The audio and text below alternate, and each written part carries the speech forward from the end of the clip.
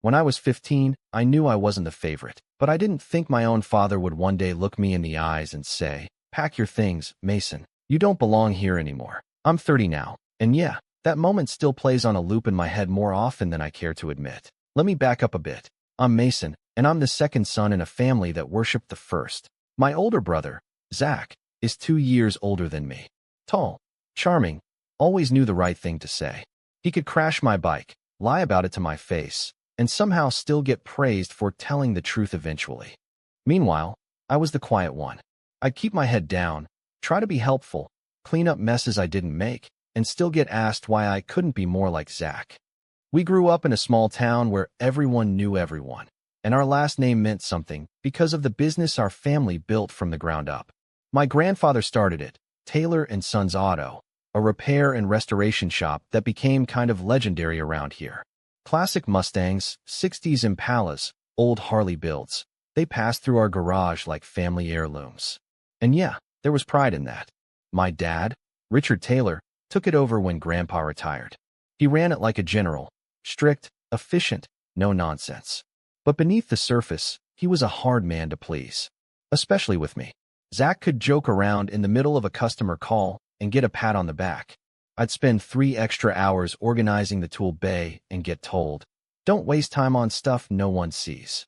By the time I hit my early 20s, it was clear that Zach would inherit the business. And honestly, I was okay with that. I never wanted to be the boss. I liked being behind the scenes, tuning engines, finding parts no one else could track down. I didn't need the spotlight. I just wanted to be part of it. Part of the legacy. Part of something my grandfather built with his bare hands. Something we used to talk about over greasy burgers when I was 10 and thought tightening bolts was the coolest job in the world. But slowly, things started to change. It began with the small things. Dad would ask Zach for input during team meetings and completely ignore mine, even if I was the one who solved the issue the day before. I'd suggest upgrading our inventory system. Zach would laugh it off, and Dad would say, "You hear that, Zach? Mason wants to fix what ain't broke." The jokes stung more than they should have. I stopped speaking up. Then came the money issues. I wasn't paid as much as Zach. When I asked about it, Dad said it was because Zach was being groomed for leadership. I wasn't. I was just lucky to be there. That one hurt. I let it slide. Told myself maybe they had a plan for me too. But the real punch to the gut came the year I turned 28. I was living in the apartment above the garage. It wasn't glamorous, but it was free, and I was saving up to buy my own place.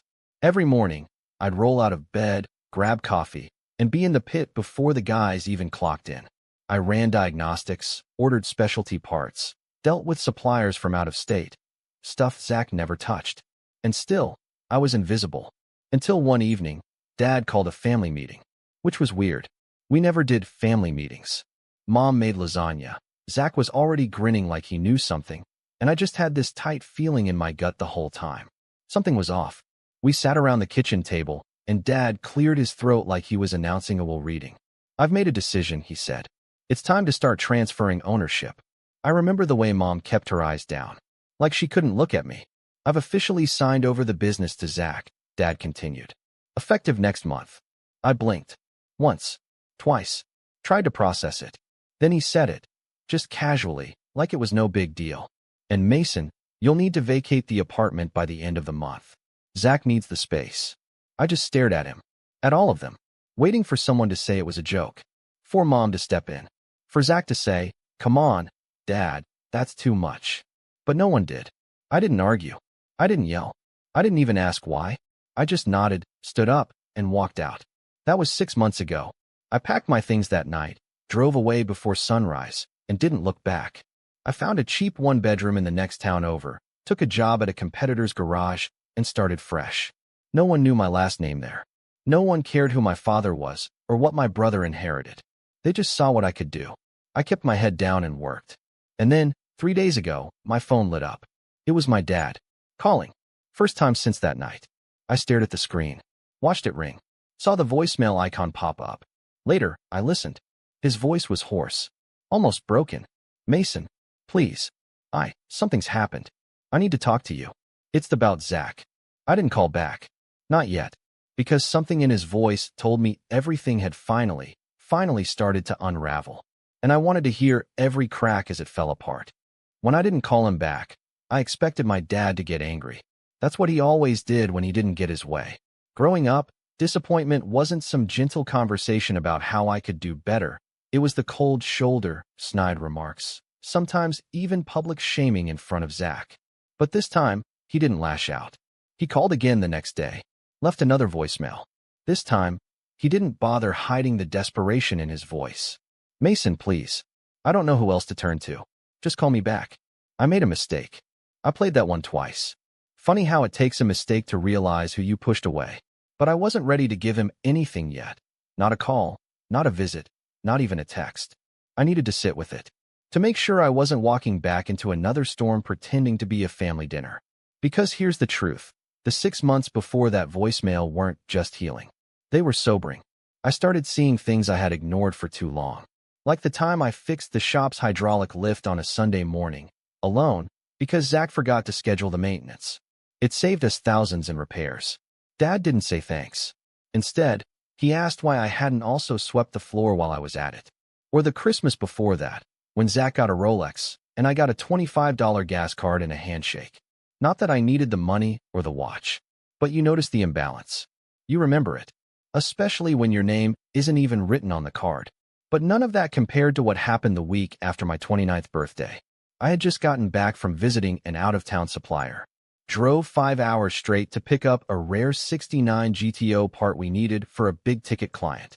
Zach was supposed to handle it, but he'd gone off to Tahoe with his girlfriend for the weekend and left me with a scribbled list and zero context.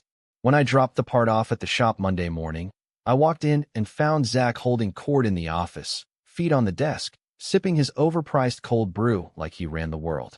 Dad was sitting next to him, laughing at some story I had probably lived through, and he was now retelling like it was his idea. When they saw me, Zach gave a lazy wave. "Hey man, you get the part." I held it up, still in the box. Dad clapped once. "That's my boy. Always reliable." I almost smiled. Almost. Until he added, "It's good to have someone like you supporting Zach's leadership. Not everyone's meant to lead, and that's okay." It was like being kicked in the chest. Supporting Zach's leadership. As if I hadn't just driven 10 hours round trip because Zach bailed. As if I hadn't spent every weekend for the past year picking up the slack while he played CEO on Instagram.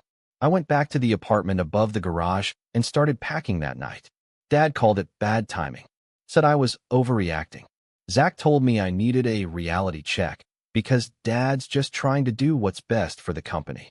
So I left. No fight. No tears. I didn't even slam the door. I just quietly walked away from the family that never saw me unless they needed something. That was my breaking point. Or so I thought. Fast forward 6 months to the voicemail. The one where Dad sounded like he'd swallowed broken glass. I still hadn't called him back. But curiosity started gnawing at me. Not concern, just curiosity. Because if Dad was calling me for help, something must have gone seriously sideways.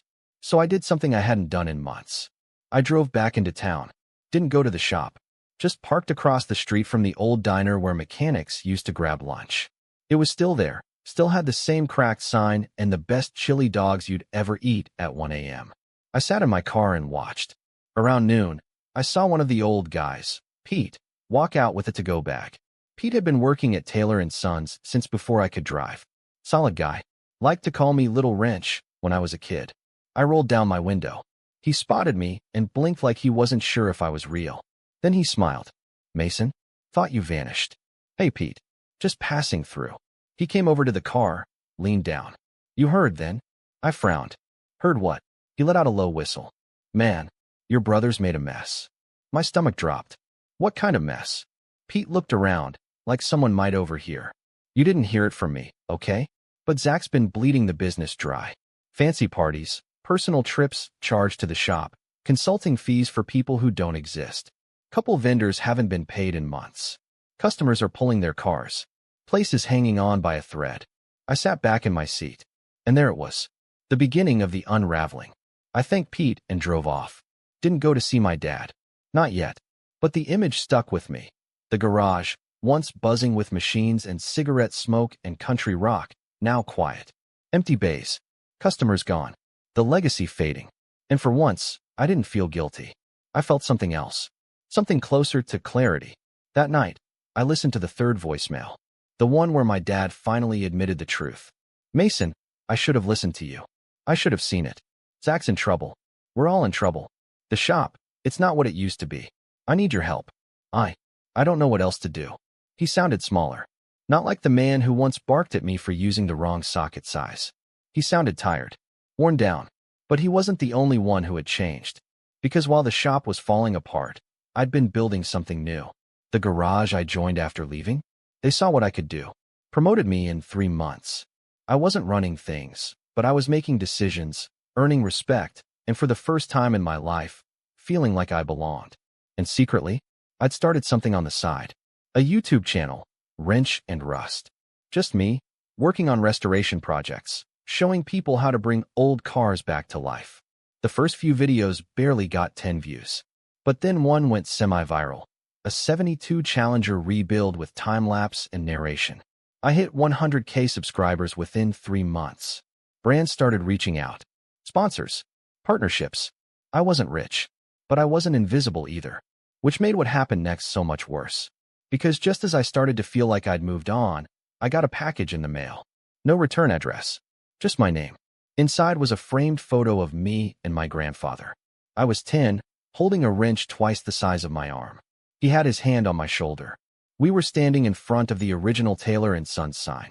Taped to the back was a note. 5 words. He always believed in you. No signature. No explanation. But I knew who it was from. Only one person had access to that photo. Only one person would use it to tug at a memory I hadn't touched in years. My mom. I hadn't heard from her since I left either. She'd always been complicit. Silent. The kind of parent who'd set the table while the argument raged. But she never said a bad word about me. And she loved Grandpa. So that note hit me harder than any voicemail ever could. Because it made me remember what the garage used to be. Not what it became under Dad and Zach. But what it was when Grandpa ran it. It wasn't about money. Or image. Or favoritism. It was about fixing things. Restoring what was broken. And now, maybe that's what I was being asked to do. Not for Dad. Not for Zach. But for the legacy. Still, I wasn't about to run back with open arms. So I made a call. Not to Dad. To someone else. Someone who'd been quietly watching things crumble from the inside. And what she told me, that was the real betrayal. The kind that takes everything you thought you knew about your family and burns it to the ground. The person I called wasn't an old friend or a mechanic or anyone from the business world. It was Melissa. She was the shop's accountant for over a decade and probably the only person who ever treated me with basic respect during the mess that was my final year at Taylor & Sons. Melissa wasn't flashy, didn't talk much, but she saw everything. She kept her head down, did the books, and stayed out of the family politics, until now. When I reached out, I didn't even expect her to answer. But she picked up on the second ring. Mason. Her voice was sharp with surprise, maybe even suspicion. Hey, I said, pacing in my apartment, phone to my ear. Sorry for calling out of nowhere. I heard things might be rough back at the shop. There was a pause. Then, with a bitter little laugh, she said, rough? That's one way to put it. We ended up talking for nearly an hour. She filled in the blanks. After I left, Zach went full Golden Boy Meet CEO. He redesigned the logo, tried to rebrand the entire business as Taylor Performance, wanted to attract a younger, higher-paying demographic, even though most of our loyal customers were old-school restoration junkies who didn't care about shiny marketing. He fired 2 of the original techs, hired a bunch of influencers to do garage lifestyle shoots on site, pushed a fake sponsorship deal with a tire company that turned out to be a cousin of his girlfriend playing dress-up in Photoshop. Melissa warned my dad. Repeatedly. He didn't listen. Or maybe he didn't want to admit that the golden boy had turned into a con man in slow motion. But the worst part? The money's gone, Mason, Melissa said quietly.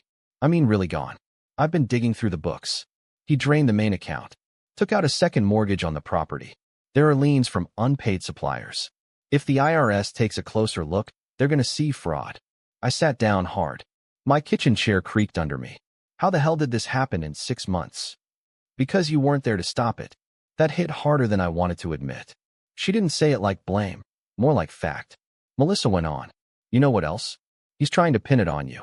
He told your dad some of the debts were from your last orders, your supplier contacts, leftover unpaid invoices from your era. My mouth actually dropped open. What? He's covering himself. Gaslighting your dad. Making it sound like you were the problem all along. And that's when something shifted inside me. Not anger, at least not yet. It was something deeper. A sense of finality. Like a glass finally shattering after holding a hairline crack for too long. I had walked away from the family business to keep my dignity. But now I realized, Zach hadn't just let it burn. He was rewriting the fire. That's what betrayal really is. It's not the theft. It's not the insult. It's the lie they tell about you after you're gone. The next 2 weeks were a blur. I couldn't sleep. Couldn't focus. Not out of regret, but because part of me still cared. Not about Zach. Not even about my dad, really. But about what the shop used to be. About what I used to be when I still believed I belonged there. I tried to bury myself in my work. The new garage was busier than ever, and I was managing a team now. 5 guys, 2 lifts, and a 6-month waitlist for our custom engine builds.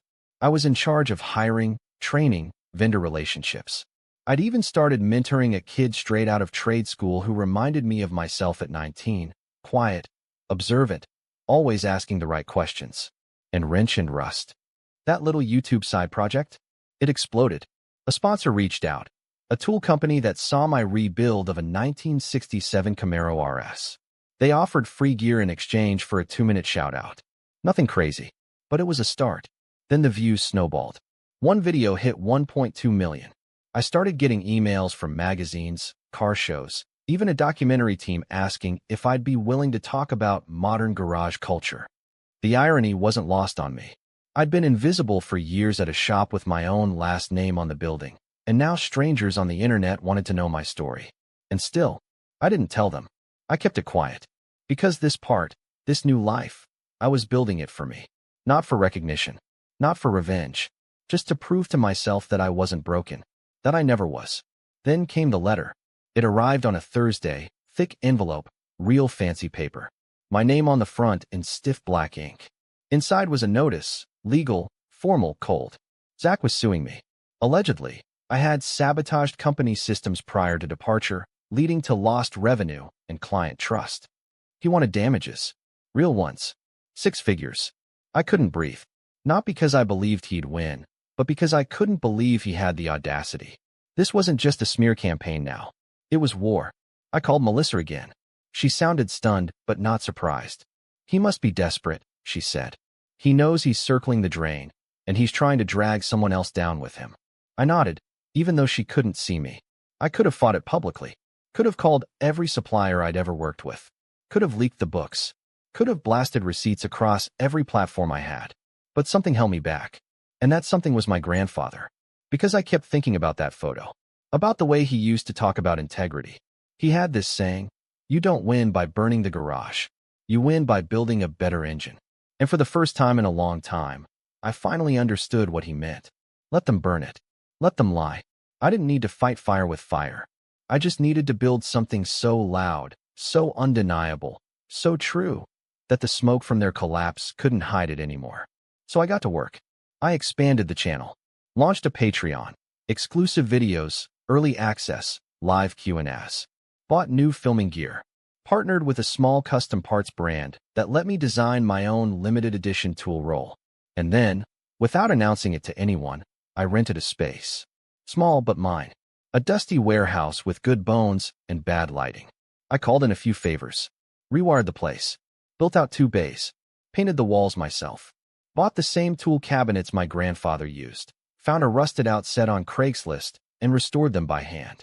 Every night, I'd work late, alone, headphones in, smell of oil and possibility thick in the air. The world outside could collapse. But in that space, I was becoming again. And I started planning something bigger. Not revenge. Not yet. But a project. A rebuild.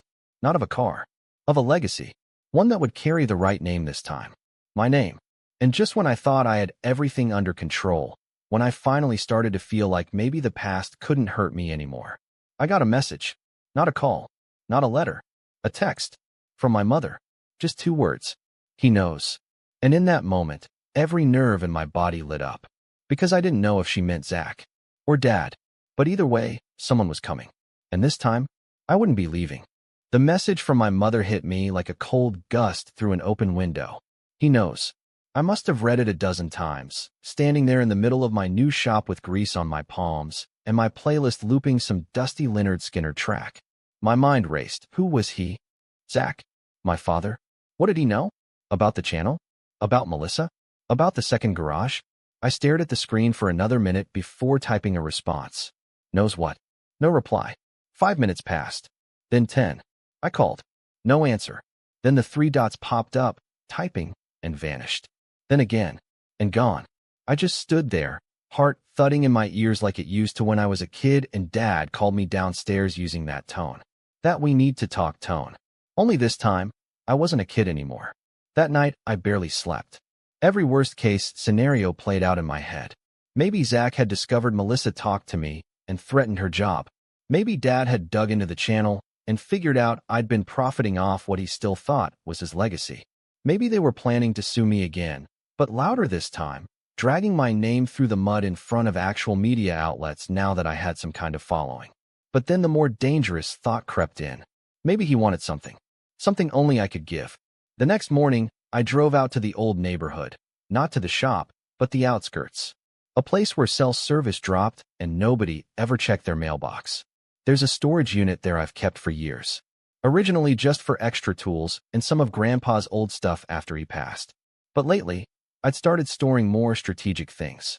Boxes of documents, printouts, bank records, even a few video backups I'd quietly made after talking to Melissa. Because part of me always knew this wasn't over.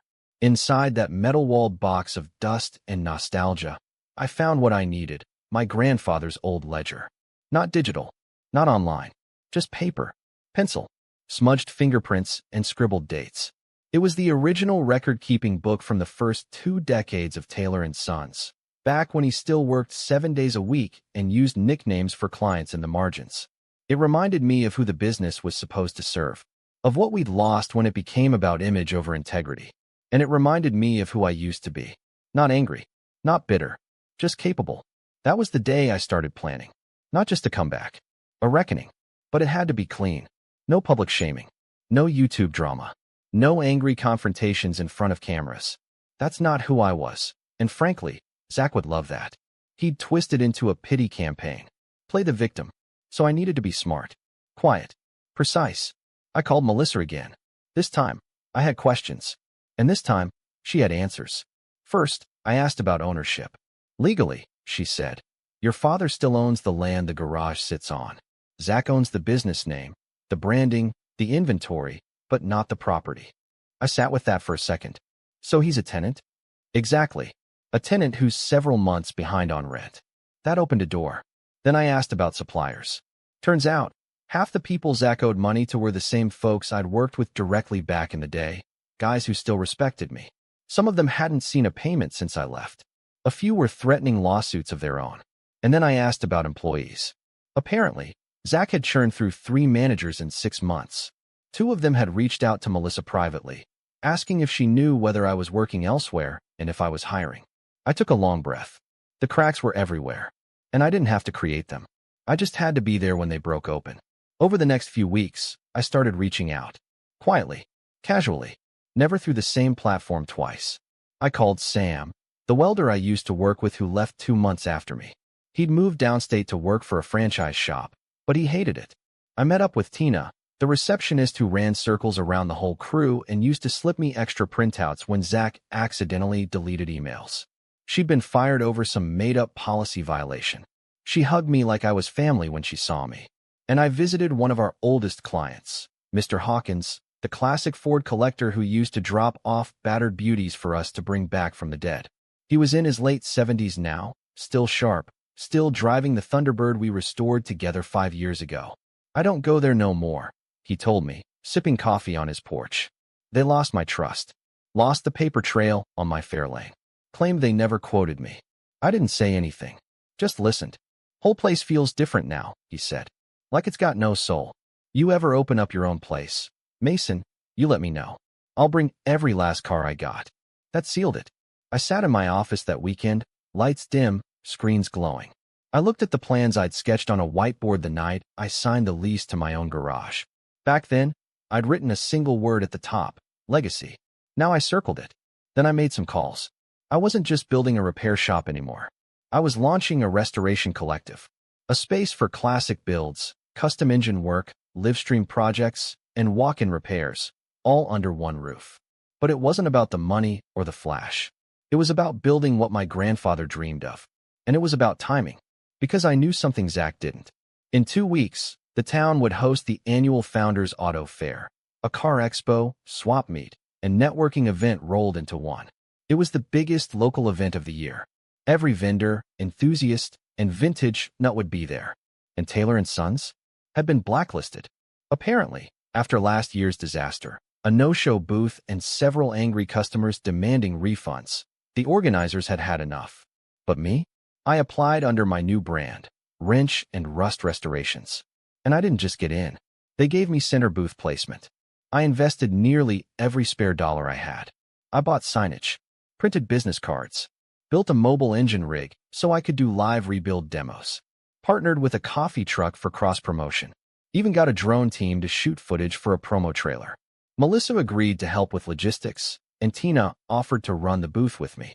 It was all lining up, but I wasn't done yet, because the final piece was the property. I drove out to see the landlord of the Taylor & Sons building, a quiet guy named Mr. Costa who'd inherited the property from his father. We'd spoken a few times over the years, mostly about rent checks and minor repairs. I brought him coffee, sat down, and asked a simple question. What would it take to buy the lot? He looked at me for a long moment. You serious? Very. He leaned back. Zach's still there. Not for long. Costa drummed his fingers on the table. I've been waiting for someone to take this place seriously. I got other properties now. If you're offering a clean buyout, I'm listening. And just like that, it became possible. I went home that night and ran the numbers. It would be tight. I'd have to cash out some of my savings. Maybe delay expansion.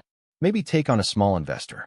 But the idea of owning the land where my grandfather once taught me to change oil for the first time, of reclaiming what was stolen, of building something better right on top of the ashes, that was worth everything. And the best part? They didn't see it coming. Zach was too busy pretending to be a mogul on social media, still posting filtered photos with captions like CEO mode activated and hustle never sleeps. And my father? He hadn't called again. Not since that final voicemail. But I had a feeling he would. Soon. Because when the expo arrived, when the booths went up and the crowds came pouring in, there'd be one name everyone remembered. Not Taylor & Sons, but the one who never needed the name in the first place. And when that moment came, I wouldn't need revenge. I'd have something better. A stage, a story, and the truth on my side. The morning of the Founders Auto Fair felt like a slow heartbeat. Not racing, not frantic. Just steady. I arrived before dawn. The sun hadn't cleared the rooftops yet, and the fairgrounds were still quiet.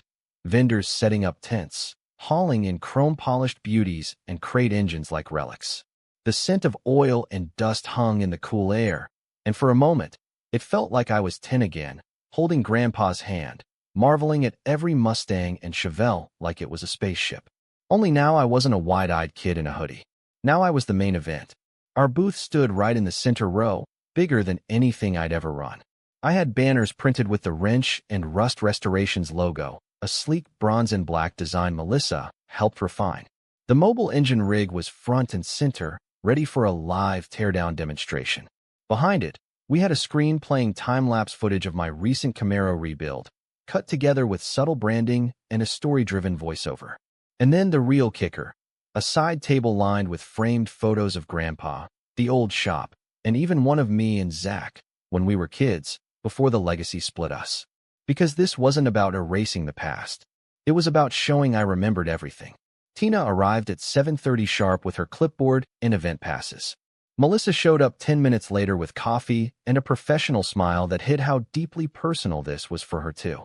I brought in the rest of the crew, Sam, 2 new hires, and the trade school kid I'd been mentoring. We all wore matching shirts. Simple. Clean. No names on the back. Just one phrase. Built, not given.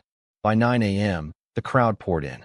And by 9:07, someone stopped by our booth and said the words I'd waited months to hear. Hey, aren't you the guy from YouTube? It was chaos, in the best way. By noon, we had a constant crowd. People snapping photos, asking about restoration pricing, complimenting the rebuilds and the videos and the brand. I gave interviews to 2 local reporters and one guy with a podcast mic who claimed he had 50,000 subscribers. Maybe he did, maybe he didn't.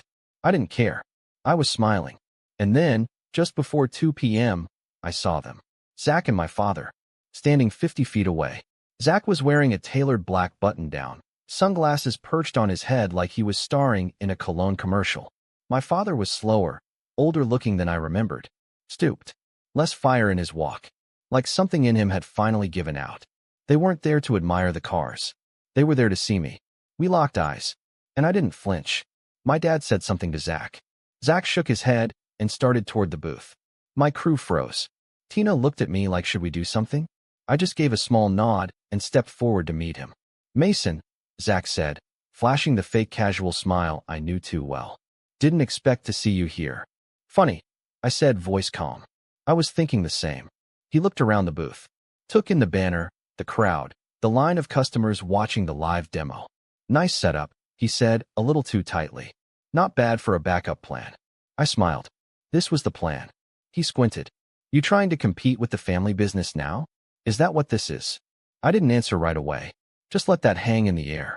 Then I leaned in a little and said quietly, there's no competition, Zach. Not when one side's already bankrupt. His jaw twitched. Where'd you hear that? I have ears. And friends. You know, people you didn't alienate. He glanced around again, trying to keep his voice even. You know this is low, right? Parading this around like a circus act. Grandstanding. I'm not grandstanding, I said. I'm building. The difference is, I didn't have to tear down a legacy to do it. His face darkened. You think Dad's gonna let this slide? I turned slightly and looked toward our demo engine. I think he doesn't have a choice. And right on cue, like some script written by fate, my dad finally stepped forward. Mason. His voice was low, rough. I turned to face him. We stood there in the middle of the fair. 2 men who shared a name and blood and not much else. For a second, he just looked at me. Really looked at me. Not with disappointment. Not with that tired irritation he wore for years. But like he didn't recognize me at all. I let the silence stretch. Then I said, you wanted to talk. Now's your chance. He hesitated, then nodded. Can we talk in private? I gestured toward the back of the booth, behind the curtain. Tina gave me a discreet thumbs up, keeping the crowd entertained. We stepped out of sight. He ran a hand down his face. I made mistakes, he said. A lot of them. I stayed quiet. I thought I was doing what was best for the business. Preparing Zach. Giving him the tools. I finally spoke. You didn't give him tools. You gave him a crown and no map. And when he got lost, he burned the kingdom. He winced. He told me you left because you didn't want to work under him. I left, I said slowly, because you told me to pack my things. Because you made it clear I was never going to be anything more than a shadow in his spotlight. His mouth tightened. I regret that. Regret isn't a solution. We stood in silence again. Then he said, quietly, he's in over his head. The shop's nearly gone. I can't fix it. I was hoping maybe you could step in. Help right the ship. I blinked, then laughed, just once. You want me to save it? It's your legacy too, he said. Your grandfather built it for both of you. No, I said. Grandpa built it to last. You handed it to a guy who treated it like a toy. And now it's broken. He swallowed. I'm asking for your help. And I'm saying no. His eyes flinched at that. But I wasn't done. I made my own shop. My own team. I don't need to fix what you destroyed. Then I pulled a small envelope from my jacket pocket and handed it to him. What's this? An offer. He opened it. Read the first line. His eyes widened. You want to buy the building? I already made a deal with Costa, I said. You're months behind on rent. He's done with you. He's willing to sell. All I need is a signature from him, and your voluntary vacate. His hands trembled slightly as he looked up. You're serious.